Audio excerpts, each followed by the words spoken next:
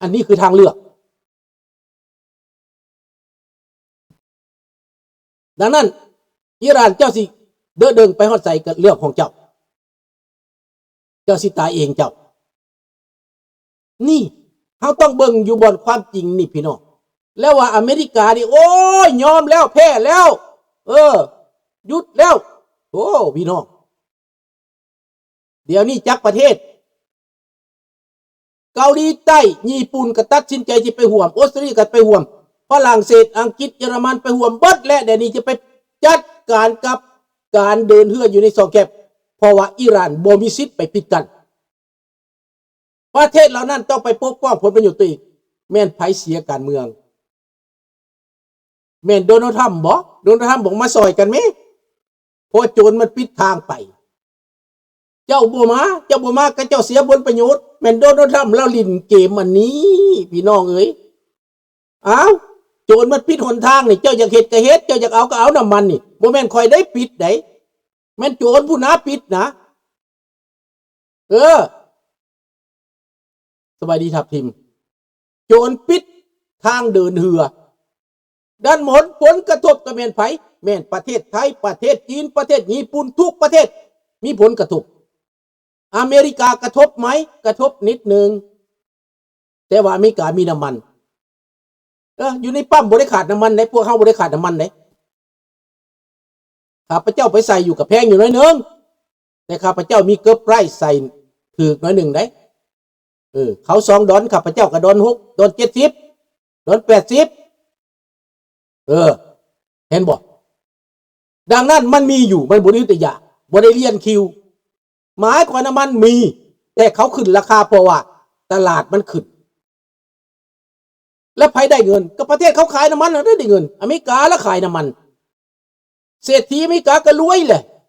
แม่นบ่โรรังทองเศรษฐีอเมริการวยมันขายน้ำมันเศรษฐีแคนาดารวยมันขายน้ำมันเพราะราคาน้ำมันมันขึ้นก็เหมือนอย่างเจ้าเป็นพ่อค้าหมักแตงตอนบ่ได้เกิดสงครามหมักแตงราคากิโลนึง2 บาทเกิดสงครามกิโลนึง4 บาทค่อยเป็นสวนหมักแตงเจ้าของสวนหมักแตงค่อยได้เงินเข้าใจแล้วบ่บาทนี้แม้นประชาชนอาจจะยากแต่ค่อยได้เงินนะค่อยเป็นนายทุนอเมริกาเป็นประเทศนายทุนในเมื่อค่อยได้เงินแปลว่าดีได้ประชาชนค่อยสิยากหน่อยนึงก็บ่เป็นหยังระยะนึงจะน้อยค่อยแก้ไขนี่มันก็ลงทุกสิ่งก็กลับคืนมาปกติเห็นมั้ยแม่นการเมืองแม่นยุทธศาสตร์ยุทธการแม่นยุทธวิธีทางการค้าการขายการลบเชิงการทูตการพาณิชย์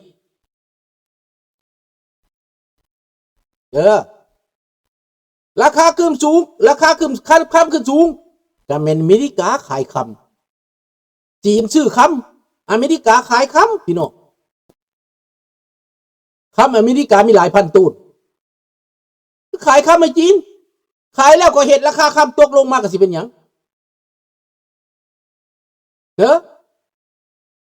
ไม่เห็นให้ราคาคำตกก็ได้เห็นให้ราคาคำขึ้นก็ได้ดังนั้นมันเป็นยุทธศาสตร์พี่น้องมันเป็นวิธีดังนั้นพวกคนลาวเฮาอยู่ในประเทศพวกที่บ่เห็นนั่นนะเลยไปฟังตั้งแต่คำโฆษณาส่วนเสือของพรรคของรัฐอันนั้น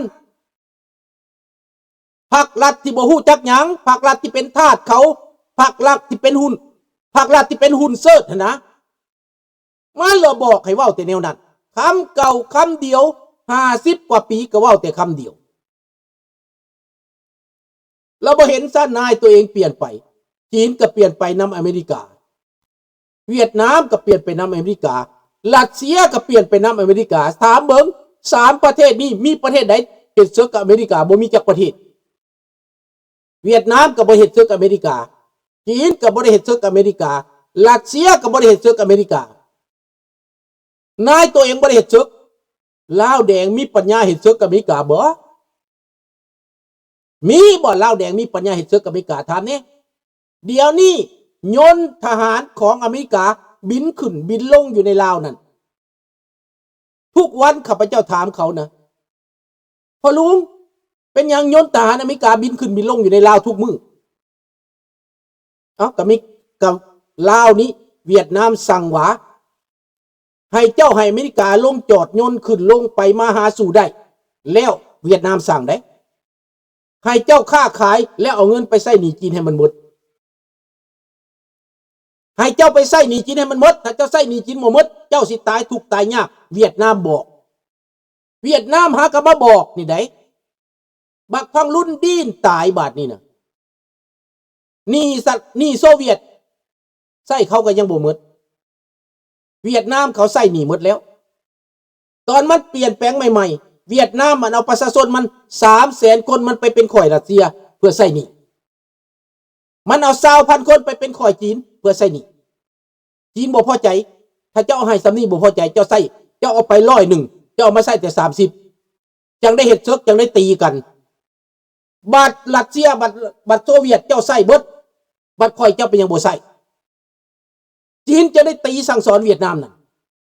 เจ้าไปเป็นข่อยรัสเซียเจ้าเป็นยังบ่เป็นข่อยเจ้าข่อยซอยเจ้าเฮ็ดสงครามดังนั้นเวียดนามบอกให้ลาวนี่ใส่หนี้จีนให้หมดเอายังใส่เวียดนามเอาไปเบิดแหละเดี๋ยวนี้คำอยู่แขวงสวรรณเขตความเยอะตะปือเวียดนามมาคุดเอาไปเบิดแหละมันมาคุดเอาไปหมดแล้วตั้งแต่ปี1975ฮอดเดี๋ยวนี้เวียดนามมาคุดคนในลาวมาตรวจสอบในลาวมาไปตามบ้านตามตองตามเพื่อนตามซันไปซอกคนคว้าหาบ่แห่บ่คำประเทศลาวมีเอกราชหรือบ่มีประเทศลาวเป็นทาสเก๋วเป็นหัวมึงขึ้นเก๋วเสียดหยังก็ต้องไปหาเก๋วว่าวหยังก็ต้องย่องเก๋วย่องเจ็กบัดคนลาวนี่พิษกันคือหมานี่คือกัดกันคือหมานี่พวกเจ้าคือแนวไหนย่องเจ็กย่องเก๋วแต่พิษกันกับลาวก็ลาวพิษกันเฮ็ดเพื่อผู้ใดจุเจ้าพวกเจ้าเฮ็ดเพื่อผู้ใดคอยสิถามพวกเจ้านะพวกเจ้าเกลียดสร้างคนลาวด้วยกันพวกเจ้าได้หยังข้าพเจ้าถูกสร้างข่อยนะข่อยได้มาอยู่ต่างประเทศเด้อเห็นบ่ล่ะข่อยได้มาอยู่ต่างประเทศข่อยมีอยู่มีกินในต่างประเทศย้อนเจ้าสร้างข่อยนี่เห็นบ่ล่ะพี่น้องคันเจ้าบ่สร้างข่อยนี่นะข่อยก็บ่ได้หนีมาแม่นบ่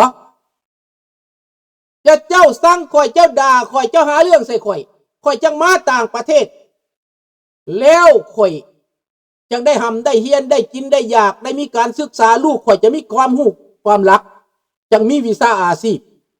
จังเป็นนักเสี่ยวซานจังเป็นนักวิชาการจังเป็นปัญญาชนจังเป็นมีความรู้ความรักในต่างประเทศ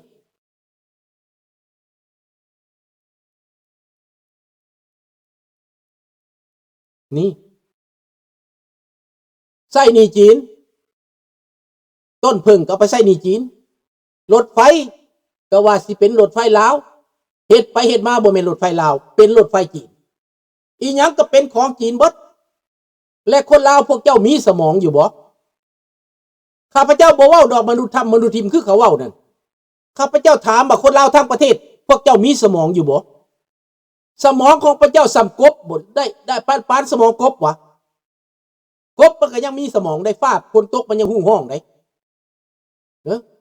และพวกเจ้าในปัจจุบันนี่ที่ฟังความเขานะให้เขาบอกให้คนลาวสร้างกันพิษกันนี่นะให้ด่ากันนี่นะพวกเจ้ามันสำกบแล้วขี้ไล่กว่ากบอีกสำนอนพูดแล้วบูจักยังบางคนก็มาเถียงกันไก่สอนเป็นคนลาวแม่แล้วยังแม่ดกเพิ่นมาเถียงกันไหนเด็กน้อยลาวไหนแม่นผู้ใดสอนเจ้าโคตรพ่อโคตรตู้เจ้าบ่สอนบักใครสอนเป็นลาวมันบ่ได้เป็นลาวบักไกสอนถึกแต่งตั้งมาจากฮานอยมันมากับพ่อมันก็เป็นนักสืบสวนแนมมานำฝรั่งย่าแม่ดกนี่เป็นแม่เลี้ยงพ่อมันมาเอากับอีนายแม่ดกนี่อีนายแม่ดกนี่เราผัวลาวแต่ก่อนผัวลาวเราตายเราเป็นคนมุกดาหารอีนายแม่ดกนี่นะเห็นบ่ล่ะเป็นคนมุกดาหารผัวเราตายผัวเราอยู่สวรรณเขตน่ะเราไปเอาผัวอยู่ลาว พอบักไก่สอนมาเอาอยู่ในเมดกนี้เลยมาอาศัยอยู่ในเมดกนี้ตอนเข้ามาถือเปลี่ยนแปลงใหม่ๆนั่นไก่สอนข่าคนหลายอีในเมดกด่าถ้ามึงเห็นจากซี่มึงจะมาขึ้นเฮือนกูตอนอีเมดกยังบ่ทันตายข้าพเจ้ายังอยู่หัน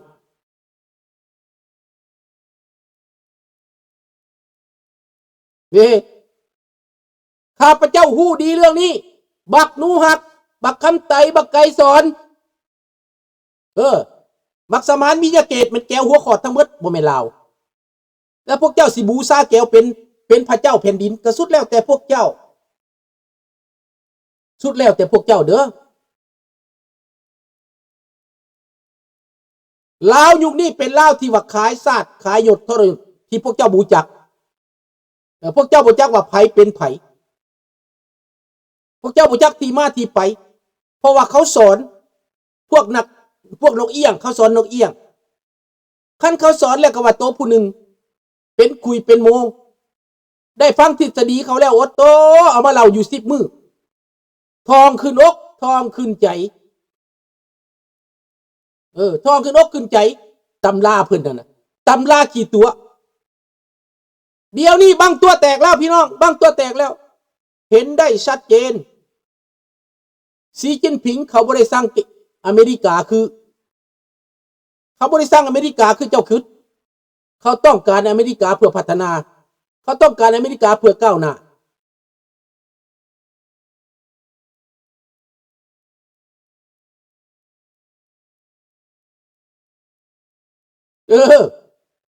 อเมริกาเขาซอยจีนมาตั้งแต่55 ปีแล้วนี่55 ปีแล้วเขาซอยจีนมาเพื่อให้จีนออกจากเผด็จการออกจากคอมมิวนิสต์ให้เป็นประชาธิปไตยคอยพัฒนาเปลี่ยนไปประสู่ประชาธิปไตยแต่ก่อนโหดกว่านี้ประชาชนมีหยังก็บ่ได้มีหมอกไปต้มเห็ดเล็กมีหมอมีผ้ามีมีดต้องเอาไปให้รัฐเบิดต้องไปต้มสร้างอาวุธเดี๋ยวนี้มีรถมีรางมีทุกสิ่งทุกอย่างเขาเป็นเผด็จการแคปิตอลิซึมเผด็จการเสรีนิยมทางด้านการค้าแล้วจีนน่ะเห็นบ่เบิ่งทำไมสิให้ไปตัวพวกเจ้าบ่คิดว่าบ่เข้าใจวะจีนอยู่กินแบบใดมันอยู่กินแบบคอมมิวนิสต์บ่ทุกมื้อนี้อยากได้รถได้รางแต่ว่ามันเป็นเผด็จการบักแจ็คมามีหน้าบ่มื้อนี้บักแจ็คมามีหน้าไปประชุมนกประชุมบ่น้ำเขาบ่แจ็คมามีหน้าไปประชุมนำอีลอนมัสบ่มีบักสีจิ้นผิงตัดตีนตัดมือบักแจ็คมาหมดเห็นบ่ได้ไปนั่งเทียบเท่ากันกับอีลอนมัสบ่ได้ไปนั่งนำอเมริกาบ่แจ็คมาปากบ่ดังแล้วผู้ใดรวยกว่ามันปากแจ็คมาจะใหญ่กว่ารัฐบาลบ่ได้นี่คือโลกคอมมิวนิสต์เห็นแล้วบ่พวกเจ้าเข้าใจแล้วหรือยังบาดนี้นะพวกเจ้าสั่งด่าอเมริกาด่าตะถ้ำด่าอเมริกาแต่ว่าจีนเลียตีนแล้วจัดต้อนรับอย่างขนาดใหญ่เอาเด็กน้อยทุ่งอเมริกาปิวแบดเขาบ่ได้ด่าจีเขาบ่ได้จีทุ่งอเมริกาเด้อ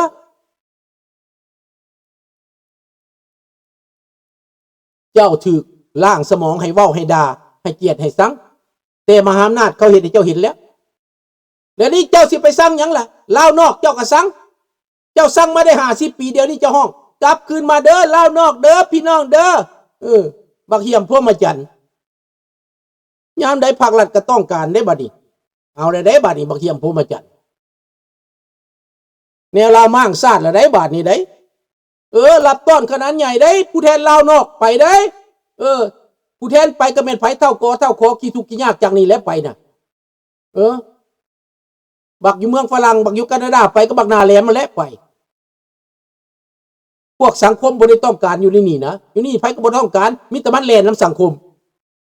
บ่มีผู้ใดแล่นมันมิตรมันแล่นนำสังคมมันไปลัดเอาถ่ายรูปแล้วมาโชว์ว่าตัวเองเป็นคนสำคัญเฮ็ดไปเฮ็ดมาหลมบ้าก้องพี่น้องบ้าก้องถ่ายรูปหลายบ้าก้องพี่น้องว่าตัวเองเป็นใหญ่เฮ็ดไปเฮ็ดมาถ่ายไปถ่ายมาคือว่าตัวเองเป็นนักการเมืองเฮ็ดไปเฮ็ดมาคือว่าตัวเองเป็นมหาเศรษฐี